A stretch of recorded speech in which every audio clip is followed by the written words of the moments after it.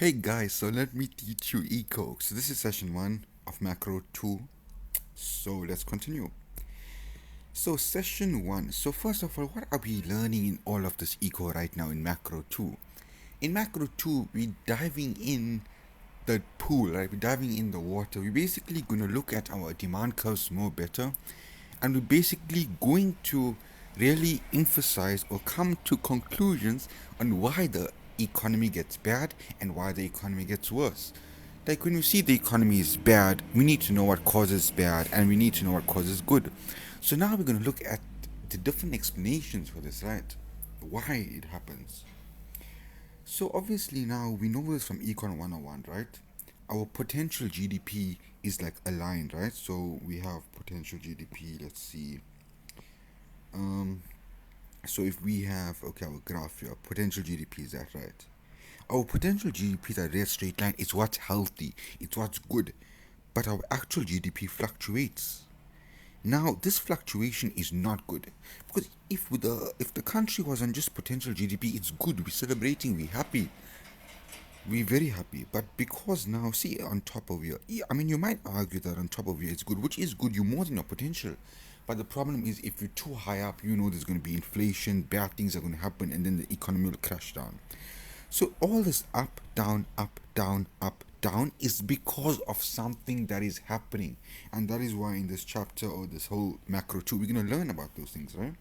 So obviously I've just described business cycle, up is booms, down is recessions. Right, let's continue. Same thing I just discussed about up, down, around the potential GDP. Alright, so you need to know in this chapter households and firms. Now, when we dive into the equation, AD is equal to C plus I plus G plus NX, we need to know what I is, investment there, right? And we need to know what C is. Now, C over there in that equation, so aggregate demand is equal to C plus I plus G plus NX, right? We need to know what C is. C is all the spending done by us, human beings, households, consumption. So if you go to the shop right now and buy a good for 20 rand, that falls part of C. Now, what is investment? This is where people get it wrong. Investment. People get this wrong always. When you think of investment, do not think about banks. Do not think about anything else. Investment in this context of the demand curve means when people in businesses, so in businesses they buy machinery, they buy equipment.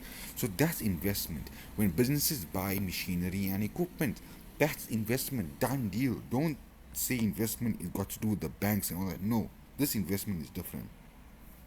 So that's firms and that's households, right? This firms, this households. Done. Keynesian model. Now our Keynesian model supply curve is what? We learned in macro 1, the Keynesian model, the short run aggregate supply curve is flat. And then we also learned the classical aggregate supply curve is like horizontal. But what he's trying to say is this whole topic we're doing now in macro 2, we're assuming we're using Keynesian model. That means the supply curve will always be horizontal. Now why is this very important? Because obviously over here you got price level and over here you got output. So if your demand is over here, right? If your demand changes, what's happening? You're producing the same output. You're producing different outputs over here, but you're keeping the price level the same. That means whether a business produces 10 products versus 100 products, the price of each product will stay the same, right? They're not going to increase the price when demand changes. So this is the short run. Obviously, everything now in this chapter all has to do with the short run, because obviously in the long run, the aggregate supply curve is vertical. So there we go. Now we go into the juicy stuff. Aggregate demand is equals to C plus I plus G plus NX. I told you what C is, I told you plus I is. Now G is government spending. So we know when your government spends, that's government spending, right? NX is broken up into NX. Yeah. NX is broken up into X minus N, right? X means exports and N means imports. So exports minus import is equals to NX. This is the demand curve. Now, normally when we saw the demand curve previously, we never know what it was made of. But now we know the skeleton, what it's actually made of. So if anything over here increases, it's going to shift the demand curve, right? So if the demand curve is over here, if let's say government increase spending, it's going to shift to the right. If it reduces, it's going to shift to the left. So any of these things increase, it shifts up or down, up or down. You need to understand that, right? Because these make up the demand curve. Now they speak about y over here. You got a big problem. What is y? Right now you won't understand any of what they're saying over here until we go to this graph below, right? I think it's in the second slide, session 2. But right now, just to understand what is y is. Y is what the firms produced. Your aggregate demand is actually what is demanded. So if this is equals to all this, or if this is equal to the aggregate demand, it means the economy is in equilibrium, right? Let's say if the economy is not in equilibrium, then we have something called unplanned inventory, right? So if obviously this is not equal to this, we have unplanned inventory no matter what. But it's either unplanned inventory, investment, or disinvestment. Very easy, I'll tell you. Whenever y is greater than this, call it investment. Whenever y will be less than the aggregate demand equation, it'll be disinvestment. Or instead of saying investment, they can tell you increase in inventory.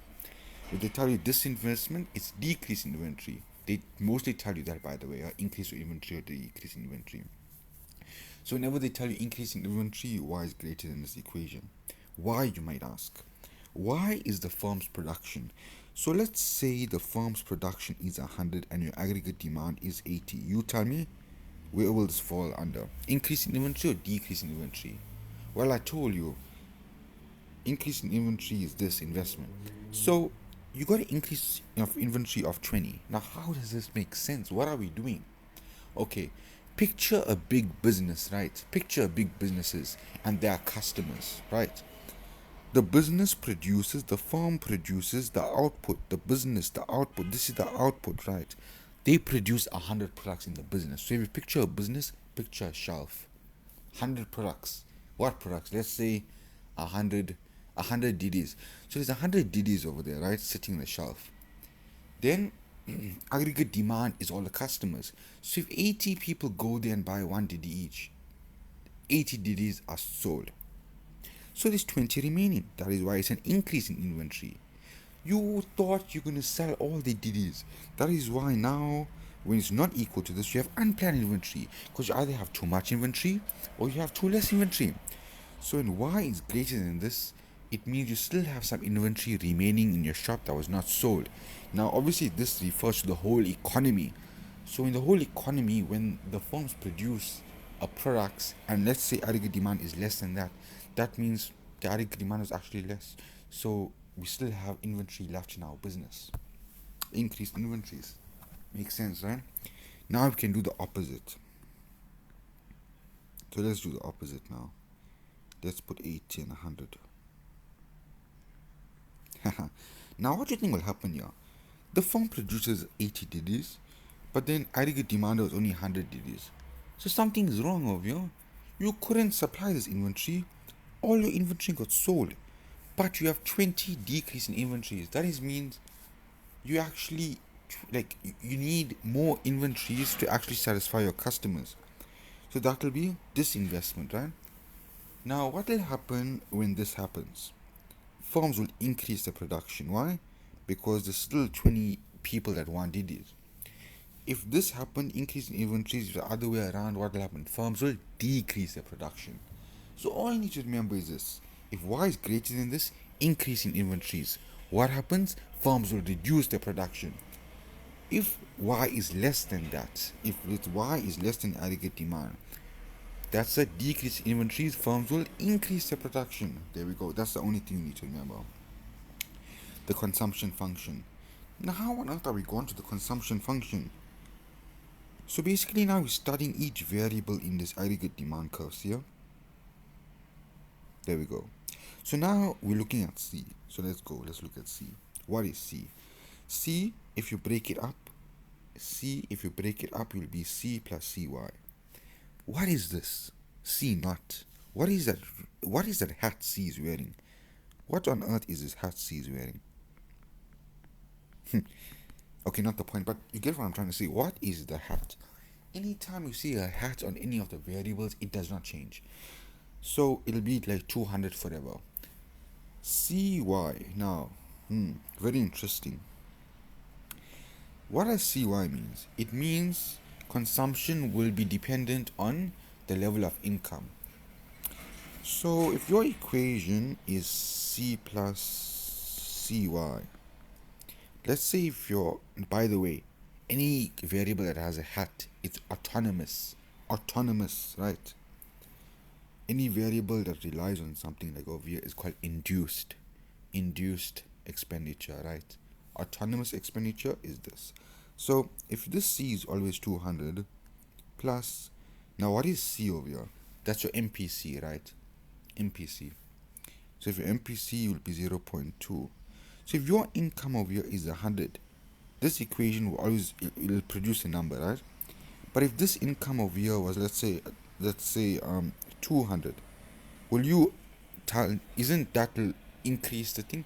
So this part over here will be dependent on income, right? So that makes sense, right? Makes sense. So you're basically splitting it. So MPC is the C, I told you, right? There we go, there's the equation. So if I tell you what's the MPC, look at this equation, the consumption function is called, and give me this number over here. That's my MPC. How do you interpret MPC? What it actually means? It means for every 1 rand worth of output you consume, for every 1 rand worth of income, if I give you 1 rand, you will consume 80 cents, or you will basically spend 80% of whatever income. So if this was 200, what is 80% of 200? 160 rand. So you'll spend 600. You'll spend 160 rand, huh? That's what it does, basically means. So MPC is that. If MPC they don't give you, then you have to work it out. It's easy. So see how they gave you. Pause this video and answer it. There we go. Okay, wait, it's this one over here. There we go. So it's a net change in C. It's not a change in C. It's a net change in C divided by net change in Y. What does net change means? It means the increase. So if something increases from 100 to 200, 100 to 300, your net increase will be 200. 300 minus 100, 200. So see how they say over here. So the MPC is also net change in C over net change in Y. So what is your net change in consumption? Net change in consumption, there we go. Consumption increased from 9,600 minus. So basically you need to know what the net change is. So what is 9,600 minus 8,000? 1,600. So put it above over here, divided by the net change in this. 12,000 minus 10,000. There we go. 0.8, and that's how you get if they don't give you, right? Now consumption and savings. To work out savings, right? Easy. 1 minus C. Huh? This is the equation. Now, gonna encounter a problem over here, right? Very, very big problem. Okay. So you see how we got this equation over here. This is the consumption function. But if I want the savings function, then how do I get it? Very easy. Let's say my consumption function was 100 plus 0.2y. I can clearly change it to a savings function. Easy. Take the negative of this. So minus 100. And then take the 1 minus that. So that will be 0.8. So you can say like 1 and what's like goes to 1, 0.8. That's simple. That's literally how you do it. So this is everything what that's telling you. So ignore the workings over there. Ignore this. I already told you. So you see this thing how here? Change the savings, take the negative, and then 1 minus this, 0.2. Done. Literally. Ignore everything else. Investment expenditure, right? Just now in the latest slides they're gonna tell you investment is induced, right? It's not autonomous. But in this over here, they're saying it's autonomous. How? They got a hat. But just now, like how we split C, we're going to split I. But right now, don't worry about that. That's in the future. But just note that this is not going to be autonomous forever. So now, right now, our AD is this, right? Is the C. So that's how you get the C. You split it up. But it's also plus I, plus G, plus all that, right? But now we're just putting I over there. We're ignoring G and NX, right? So can you see how C and I both have hats? So whenever time you have this in aggregate demand function, instead of saying this whole thing, you can join C and I by just saying A hat. So that is why they just got A hat plus CY. So you can join all the variables that have hats and put it as A hat. Right, and then put what you have left. Very interesting. This is where it gets very interesting, right? Extremely interesting, okay. So what's all this now? Very, very, very important. So when I said Y is greater than the AD, you have increase in inventories. That makes sense. All over here, firms are producing this amount of goods, but what actually demanded was this. So this will be the increase in inventory. You see what I mean? Everything below of your aggregate demand is greater than Y. See, this whole thing is Y. So you have a decrease in inventories. That is why I told you, you need to understand that. So if you have an increase in inventory over here, I told you that firms need to cut production, which makes sense. If they cut production, remember this whole thing is Y production. If they cut production, it's going to go down, move along the curve, and go to an equilibrium. Always when you're in this investment, or whether you increase inventory, decrease inventory, you'll somehow go to an equilibrium. Alright? Now, a very simple way of understanding this diagram, right? Where AD is equals to Y over here, and over here, it's called the equilibrium, right? Equilibrium level of output. That's where everyone is happy. Makes sense because the firms produce 100 products over here, and aggregate demand will also be 100, so everyone is happy. The way we got this over here, whatever the in your equation, whatever the autonomous is, you put it over here. Okay, it makes sense because this will be regardless of income. So if you have zero income, for example, see this equation here. If you have zero income, this whole part will turn to zero, but this will still be remaining. So that is why over here Y, which is output, when that's zero, see Y also means income or output. So when income is zero, because these are autonomous, it's not affected by income. So this will still remain. So that's why you put it over there. So yeah. So all you need to understand over here is when Y is greater than this, you have increase in inventory. When Y is less than aggregate demand, you have decreased inventory. Decrease in inventory, firms will produce more products, so you can move up, move up, move up, move up, and go to an equilibrium. Alright, done. You must also understand the aggregate demand shifts. See, AD is equals to Y. This will remain over here. See, 45 degree. If you want to draw the graph, you do a 45 degree and you draw the graph. Done and dusted. Now, that AD equals to Y will remain forever. It will always be there, 45 degree angle line. This AD shifts. So let's say if consumption increases, right, people are more confident if it increases, or government puts more spending. Now obviously there's no government in here because the equation was not A plus G plus I, whatever. But if there is government spending or whatever that equation has in it and it increases, it'll increase aggregate demand. So the equilibrium changes, as you can see. So when the equilibrium changes, what increase? The output or income increases, as you can see over here. See, increase from here to here, and also the output, the aggregate demand increase. So you see, now add all other components. So now aggregate demand obviously is component of C plus G plus I plus NX. So if everything over there is included, obviously this whole aggregate demand will shift up or down, right? So government purchases will increase aggregate demand. Taxes will actually increase. Well, it depends. If taxes increases, then it shifts it downwards, right? Because more taxes, people consume less, and so on, right? Okay, done. Last slide. Okay, now you have heard the consumption function with the C in the aggregate demand equation is just C plus CY. But now we're going to learn something different. We know that's not right. Why? C is what we spend, but there's going to be taxes involved from government. So now we need to just now think now logically, right? So if there's government, right? If there's government involved, see, if there's no government and all, our consumption function, the C in our aggregate demand function, will just be C plus CY. But now, because there's government involved, your Y, which is your income, is not going to be that. Can you see over here? C plus C, Y is normal. C plus C, you got Y over there. But you're just going to minus taxes plus transfers. Does this make sense? It makes complete sense. Because your income will no longer be Y.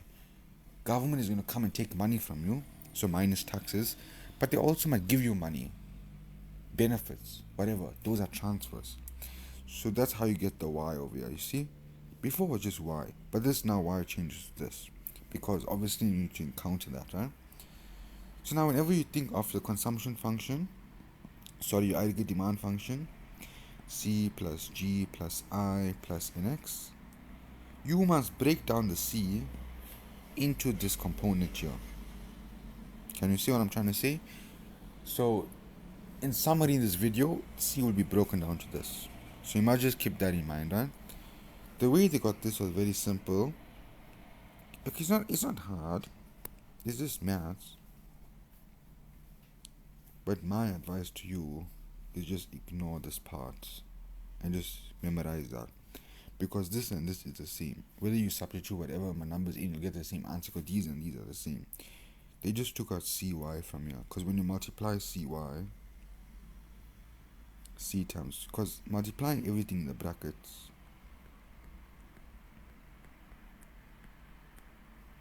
this CY comes out. And then you can take out minus C. You're left with TA minus TR. You factor out minus C. And that's how they got that. And obviously you took out plus CY. So it's the exact same thing. What I did, I just memorized this also. Right? It makes sense. Because now this is like autonomous. See, hat. So you can just say this whole thing is equals to